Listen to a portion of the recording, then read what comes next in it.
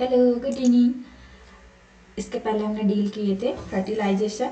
आज हम डील करने जा रहे हैं इम्प्लांटेशन। ठीक है।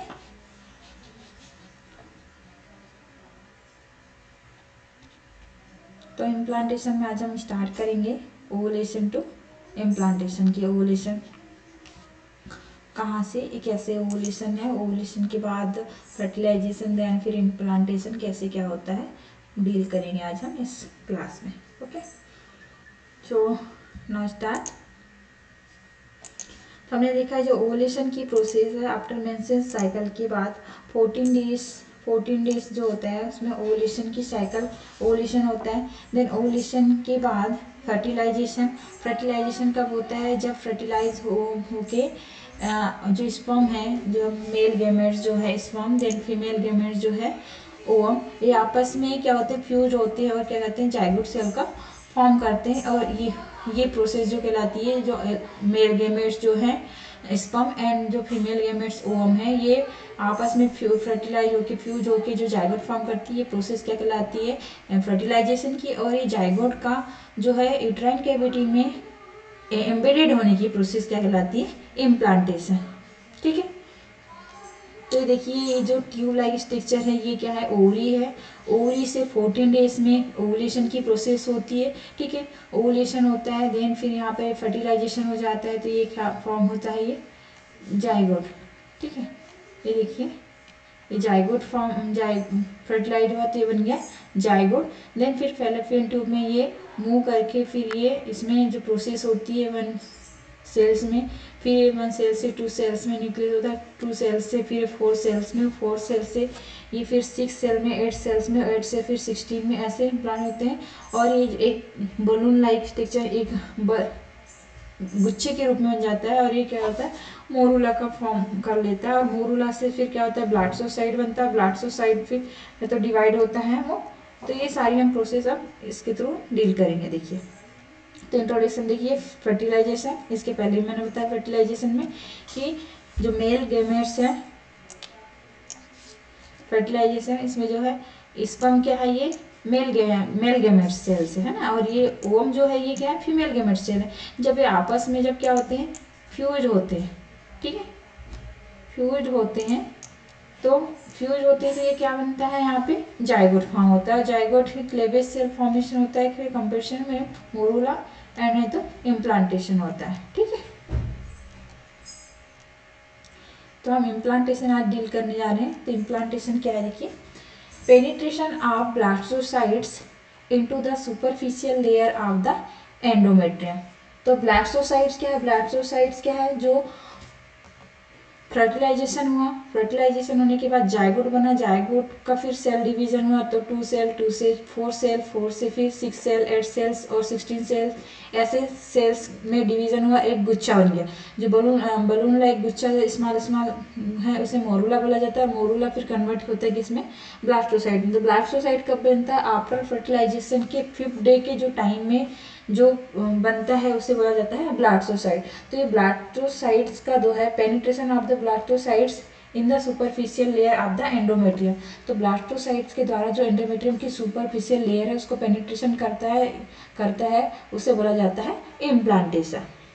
ठीक है, the endometrium after implantation is called the decidua. और जो एंडोमेट्रियम है उसमें इम्प्लांटेशन की प्रोसेस कंप्लीट हो जाती है एंडोमेट्रियम आफ्टर इम्प्लांटेशन। मतलब कि एंडोमेट्रियम में जो जाइगोट मतलब क्या जी, जो ब्लास्टोसाइट्स है, ब्लास्टोसाइट जो उसको पेनिट्रेट करके उसमें इम्प्लांट हो जाता है, उसके बाद एंडोमेट्रियम को क्या कहा जाता है, डेसिडुआ कहा जाता है। डेसिडुआ क्या है, एंडोमेट्रियम जो यूट्रस की जो सबसे जो इनर लेयर है एंडोमेट्रियम, उसका थिक होना क्या कहलाता है, एंड डेसिडुआ कहलाता है। ठीक है, डेसिडुआ का दैट और सेकंड नाम से डेसिडुआ को किस नाम से जाना जाता है, during pregnancy time of uterus that is known as the decidua. ठीक है, अब नेक्स्ट चीज है देखते हैं हम टाइम ड्यूरेशन की। इम्प्लांटेशन की प्रोसेस जो होती है वो कब होती है कि कब कंप्लीट होती है। ठीक है, तो implantation occur at the 6th day after fertilisation and is its completed about the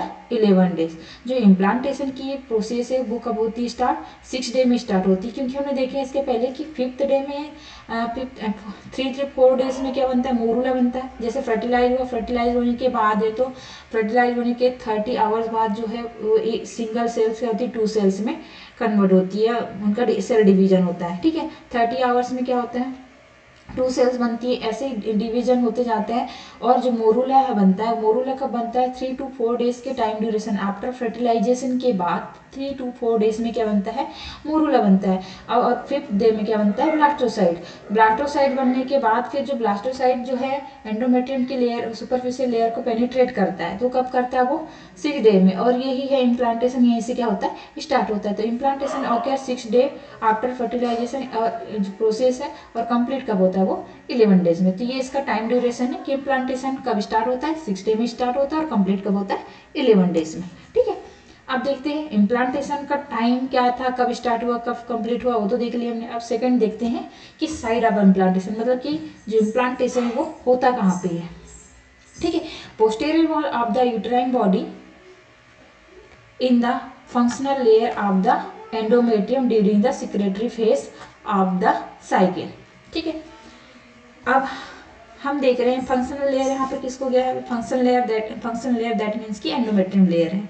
ठीक है, तो यहाँ पे एक चीज और देख लीजिए कि सिक्रेटरी फेस। सिक्रेटरी फेस क्या है, यहाँ पर हम मेंसेस में देखे हैं कि कितने फेस होते हैं, 4 फेस होते हैं। कौन कौन से, मेंसेस फेस, फॉलिकुलर फेस और ओवुलेशन फेस एंड ल्यूटिनाइल फेस। तो जो मेंसेस फेस होता है वो 1 to 5 डेज तक होता है, और सेकेंड फेज जो होता है वो 6 to 14 डेज तक होता है, वो फॉलिकल फेस होता है। 14 to 20 डेज का जो रहता है वो ओवुलेटरी फेस होता है, और 21 से लेकर 28 डेज तक जो है ल्यूटियल फेस होता है। तो यहाँ पे जो सिक्रेटरी फेस है उसमें क्या है देखें, तो जो इम्प्लांटेशन की प्रोसेस कहाँ होती है, posterior wall of the uterine body, uterus के जो पोस्टीरियर वॉल में इम्प्लांटेशन की प्रोसेस होती है। और कहाँ पर होती है, functional layer of the endometrium, endometrium की फंक्शनल लेयर में होती है। और कब होती है, सिक्रेटरी फेज में होती है। सिक्रेटरी फेज बोला जाए तो कब होती है, दैट मीन्स इम्प्लांटेशन की प्रोसेस कब होती है, ओवुलेशन, मतलब कि ये कब होगी, ल्यूटियल फेज में होगा, है ना, ल्यूटियल फेज में इसका इम्प्लांटेशन होता है। ठीक है, that mean implantation is the lower segment leads to placenta previa. अगर हमने जैसे नॉर्मल जो साइड देखे हैं इम्प्लांटेशन की, वो कहाँ होती है, यूट्रस के पोस्टीरियर वॉल में इम्प्लांटेशन होता है। लेकिन अगर ये इम्प्लांटेशन यूट्रस के पोस्टीरियर वॉल में ना होके इम्प्लांटेशन कहाँ हो जाता है, लोअर सेगमेंट में हो जाता है। ठीक है, लोअर सेगमेंट में हो जाता है तो वो एक एबनॉर्मलिटी कॉज होता है, उस एबनॉर्मलिटी को बोला जाता है प्लेसेंटा प्रीविया। दैट मीन्स कि इसमें जो है जो प्लेसेंटा है उसका इम्प्लांटेशन कहाँ होता है, यूट्राइन के लोअर सेगमेंट में होता है। The placenta implanted in the lower segment of the uterine cavity that is known as the placenta previa. ये एक प्रकार की क्या है, एबनॉर्मलिटी है। ठीक है, नेक्स्ट है फिर window of implantation. Window of implantation क्या है, तो देखिए the implantation window is short interval during the mid secretory phase when the endometrium is most repetitive blastocyte implantation। एक शॉर्ट पीरियड होता है जिसमें इम्प्लांटेशन की प्रोसेस होती है। ठीक है, जो इम्प्लांटेशन विंडो है ये कैसी है, शॉर्ट टाइम ड्यूरेशन का है, जिसमें क्या होता है कि एंडोमेट्रियम में ब्लास्टोसाइट्स का इम्प्लांटेशन होता है। और ये ब्लास्टोसाइट्स का इम्प्लांटेशन कब होता है, it's beginning on days 20 to 24 of an ideal menstruation cycle and last then the 48 erogen are marker of the window of implantation. मैंने इसके पहले बताया कि जो मेंस्ट्रुअल साइकिल है उसकी 4 फेस होती है, और जो लास्ट फेस है वो है ल्यूटियल फेस। ल्यूटियल फेस कब से स्टार्ट होता है, 20 to 28 डेज तक चलता है इसका टाइम ड्यूरेशन। और उसी टाइम ड्यूरेशन में क्या होता है, इम्प्लांटेशन की प्रोसेस होती है। ये बोला गया ना कि menstrual cycle and last then the 84 hours. ठीक है, नेक्स्ट फिर देखिए during the window of implantation the endometrium which has been primed by oestrogen and progesterone is characterised by the change the collective turn endometrium repeatedly. और ये जो implantation की process होती है, इम्प्लांटेशन में जो हार्मोन्स हैं एस्ट्रोजन एंड प्रोजेस्टेरॉन, इनका मोस्ट इम्पॉर्टेंट रोल रहता है इम्प्लांटेशन की प्रोसेस में, और इसके हेल्प से ही जो है एंडोमेट्रियम लेयर में चेंजेस आते हैं। ठीक है, ठीक है, देखिए ये फर्स्ट फेज हो गया मेंसेस फेज, सेकेंड हो गया आपका फॉलिकल फेज, ये ओव्यूलेटरी फेज हो गया, और ये हो गया आपका ल्यूटियल फेज। तो जो इम्प्लांटेशन की प्रोसेस यहाँ होती है ये 20 डेज से लेकर 24 डेज के बीच में इम्प्लांटेशन की प्रोसेस होती है। ठीक है, नेक्स्ट होता है पिनपोर्ट्स। पिनपोर्ट्स क्या है, पहले तो पिनपोर्ट्स होता है क्या है इसमें। पिनपोर्ट्स, एक पिनपोर्ट्स जो है एक finger like structure, long finger like structure होते हैं। ये क्या होते हैं, लॉन्ग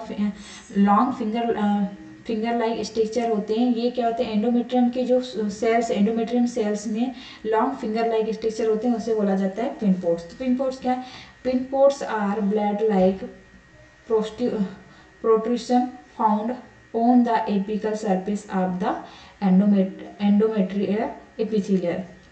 मतलब कि यहाँ पर क्या होते हैं, एंडोमेट्रियम लेयर है उसमें ये इस तरीके से ये लॉन्ग फिंगर लाइक स्ट्रक्चर होते हैं, इसे बोला जाता है पिनपोर्ट्स। और ये पिनपोर्ट्स अपीयर कब होते हैं, तो अपीयर ओनली ड्यूरिंग इम्प्लांटेशन।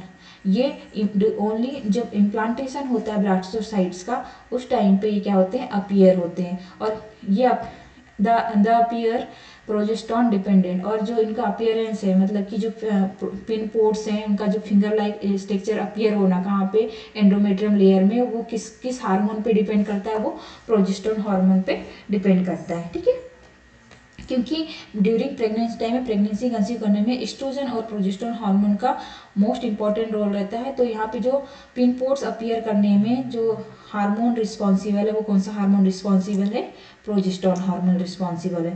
ठीक है, लिखिए ना, they appear progesterone hormone dependent, क्योंकि इस पे डिपेंड है। Pinopodes absorb the fluid from the uterine cavity forcing the blastocyst to be the contact with the endometrium. ठीक है, पिनपोर्ट्स क्या होता है, जो पिनपोर्ट है इनका काम क्या रहता है, जो यूट्राइन कैविटी में जो फ्लूइड है, क्या है, जो यूट्राइन कैविटी में जो फ्लूइड है उसको क्या करता है, ये एब्जॉर्ब करता है। ठीक है, एब्जॉर्ब करता है यूट्राइन कैविटी की, जो absorb the fluid of the uterine cavity forcing the blastocyst. और क्या करता है, ये फिंगर लाइक जो स्ट्रक्चर है, लॉन्ग फिंगर लाइक जो पिनपोर्ट्स हैं, वो क्या करते हैं, यूट्राइन कैविटी के फ्लूइड को एब्जॉर्ब करते हैं, ताकि क्या है, जो ब्लास्टोसाइट्स है वो यूट्राइन कैविटी के डायरेक्ट कांटेक्ट में आ जाए। ठीक है, इसका ये इंपॉर्टेंट रोल है पिनपोर्ट्स का, जो फिंगर लाइक स्ट्रक्चर है उनका, कि ये यहाँ के यूट्राइन कैविटी के फ्लूइड को एब्जॉर्ब करके ब्लास्टोसाइट्स को यूट्राइन एंडोमेट्रियम लेयर के डायरेक्ट कांटेक्ट में लाना, ये इनका मेन फंक्शन है। ठीक है, नेक्स्ट है फिर they are the morphological marker for endometrial repetitive and implantation. और ये इनका मार्कोलॉजिकल मार्कर है और रिपीटेटिव इम्प्लांटेशन करता है। ठीक है, ये डायग्राम के थ्रू भी मैंने वहाँ बताने की कोशिश की है ताकि आपको इजीली समझ आ जाए। अगर मेरा वीडियो आपको पसंद आया हो तो प्लीज़ लाइक एंड सब्सक्राइब कीजिए। आगे हम देखेंगे और इस इम्प्लांटेशन की आगे की प्रोसेस को। तो नेक्स्ट प्रोसेस है फिर डेसिडुअलाइजेशन। डेसिडुअलाइजेशन क्या होता है, डेसिडुअलाइजेशन की प्रोसेस क्या है, पहले तो हम समझ लेते हैं कि डेसिडुआ है क्या। तो हम इसके पहले भी मैंने बताया है आपको क्लास में कि डेसिडुआ जो है, डेसिडुआ क्या है, जो यूट्रस की सबसे इनर लेयर है, क्या है वो, एंडोमेट्रियम। तो एंडोमेट्रियम का ड्यूरिंग प्रेगनेंसी टाइम में थिक होना ही क्या कहलाता है, डेसिडुआ कहलाता है। तो डेसिडुअलाइजेशन मतलब कि डेसिडुआ मतलब जो एंडोमेट्रियम लेयर है वो डेसिडुआ में कन्वर्ट कैसी होती है, वही प्रोसेस को कहा जाता है डेसिडुअलाइजेशन। तो डेसिडुआ के बारे में देखते हैं अपन। Decidualization is a biological transformation by which the endometrial stone cells fibroblasts like differentiate into a highly specialized secretory epithelioid cells type termed decidual cell। ये क्या है, डेसिडुअल एक प्रकार का बायोलॉजिकल ट्रांसफॉर्मेशन होता है इसमें एंडोमेट्रियम सेल्स का। इसमें क्या होता है, ब्लास्टोसाइट्स की तरह, मतलब कि वो लेयर जो है थिक हो जाती है और डिफरेंशिएट एक स्पेशलाइज्ड सिक्रेटरी का वर्क करती है, एपिथेलियोइड सेल्स टाइप का है। तो तो इसे बोला जाता है decidual cell. Decidualization occur during the late phase. ये जो डेसिडुआ में जो एंडोमेट्रियम लेयर है वो डेसिडुआ में कन्वर्ट कब होती है, लेट सेक्रेटरी फेज में कन्वर्ट होती है। और लेट सेक्रेटरी फेज मतलब कि जो ल्यूटियल फेज है, ल्यूटियल फेज के 23 to 28 डेज में जो एंडोमेट्रियम लेयर है वो डेसिडुआ में कन्वर्ट होती है। ठीक है, अब देखिए and is a prerequisite for successful blastocyst implantation. इसकी हेल्प से जो है उसकी वजह से क्या होता है, सक्सेसफुली तरीके से जो ब्लास्टोसाइट्स है उसका इम्प्लांटेशन हो जाता है, बिकॉज जो एंडोमेट्रियम लेयर है वो कैसे हो जाती है, थिक हो जाती है। अब फंक्शन क्या है, फंक्शन देखिए डेसिडुआ का फंक्शन क्या है, तो डेसिडुआ का फंक्शन है कंट्रोल्ड ट्रोपोब्लास्ट इन्वेशिएशन। ठीक है, कंट्रोल्ड, ये क्या करती है, जो ट्रोपोब्लास्ट के द्वारा इन्वेशन की जो प्रोसेस होती है उसको क्या करती है, कंट्रोल करती है। ठीक है, नेक्स्ट फिर decidua form the local micro environment to promote trophoblast attachment and invasion as well as limit the extent aggressive invasion। ठीक है, इसमें क्या होता है कि जो ट्रोफोब्लास्ट है, ट्रोफोब्लास्ट अटैचमेंट, एक सेकेंड यहाँ पे अब एक हो रहा होगी कि ट्रोफोब्लास्ट आया कहाँ से। तो अभी तक तो हम पढ़ रहे थे ब्लास्टोसाइट ब्लास्टोसाइट ब्लास्टोसाइट। ठीक है, तो ट्रोफोब्लास्ट आया कहाँ से, तो जो ट्रोफोब्लास्ट है, ट्रोफोब्लास्ट कब बना था, मोरूला बना था कब, 3 to 4 डेज में आफ्टर फर्टिलाइजेशन के 3 to 4 डेज में क्या बना था, मोरूला बना था। 5th डे में क्या बना, वही ब्लास्टोसाइट्स बना।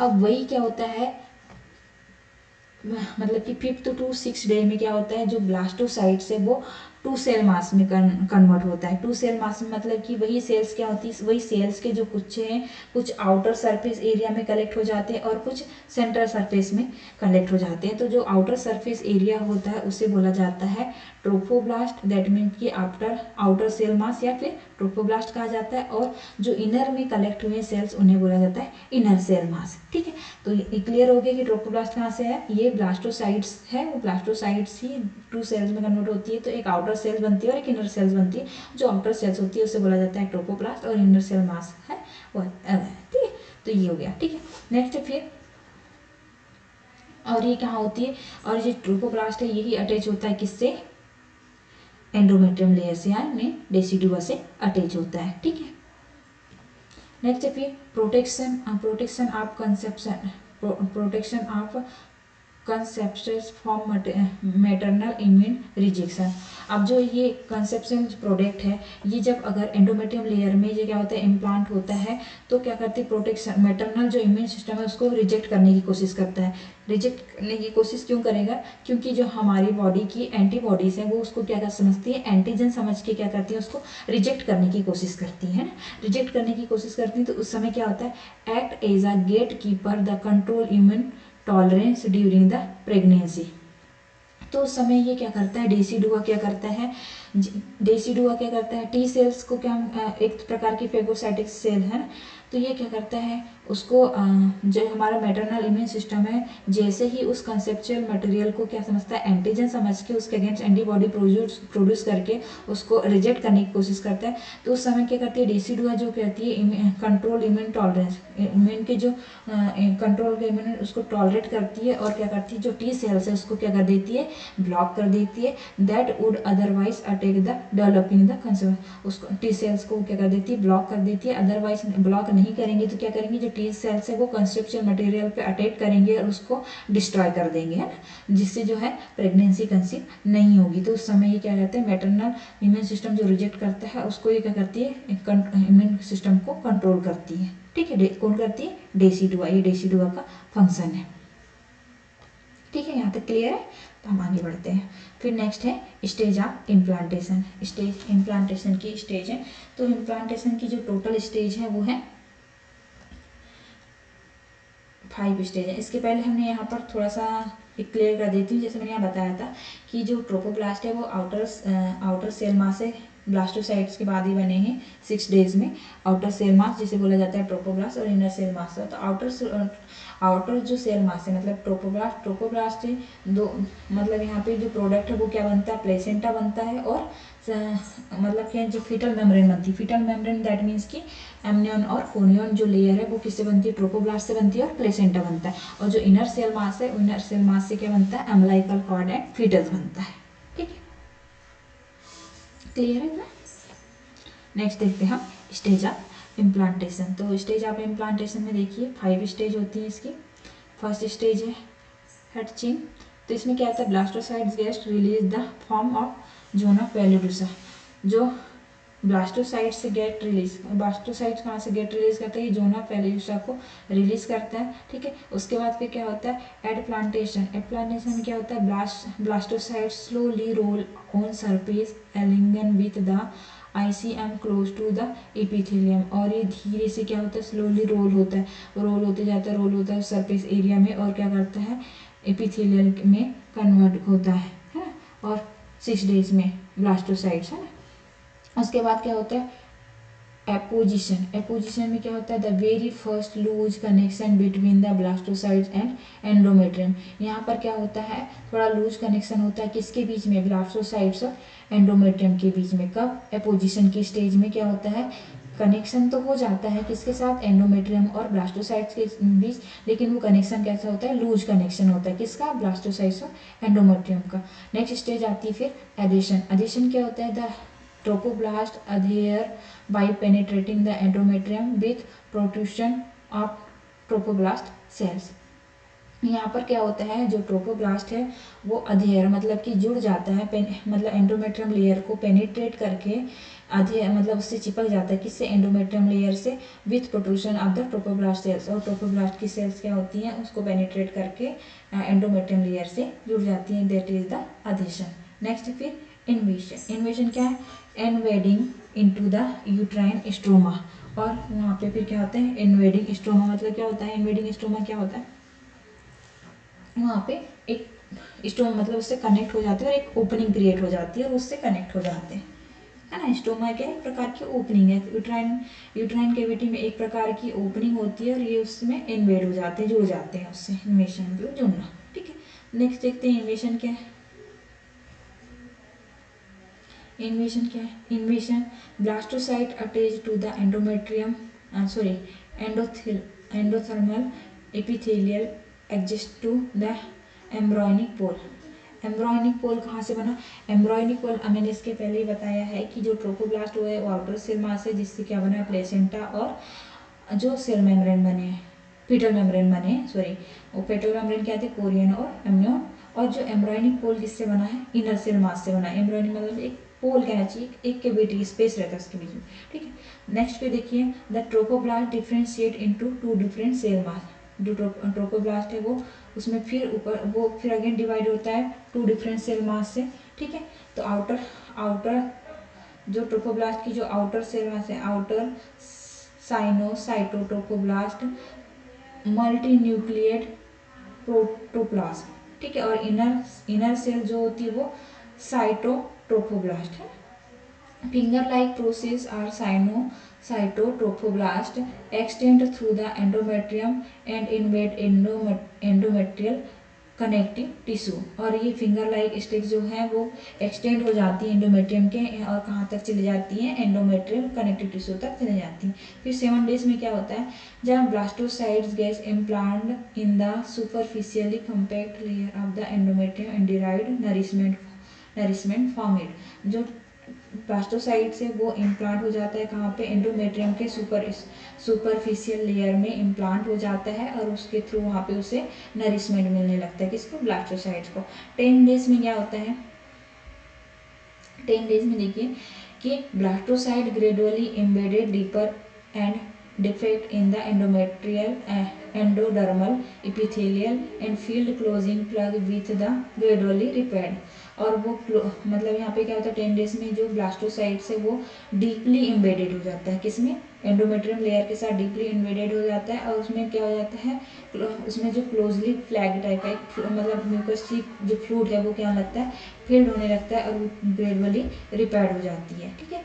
उसके बाद क्या होता है, मैटरनल ब्लड फील्ड लेक्यूम अपीयर, वहाँ पे फिर क्या होता है मैटरनल, एक लेक्यूम टाइप एक स्ट्रक्चर बनता है, लेक्यूम अपीयर होता है, और उसमें क्या होने लगता है मैटरनल ब्लड फील्ड होने लगता है, और साइनोसाइटोट्रोफोब्लास्ट इस्टेब्लिश हो जाता है, वहाँ पे फिर साइनोट्रोफोब्लास्ट इस्टेब्लिश हो जाता है, और प्रिमिटिव यूट्रोप्लेसेंटल सर्कुलेशन क्या हो जाता है यहाँ पे स्टार्ट हो जाता है। कब?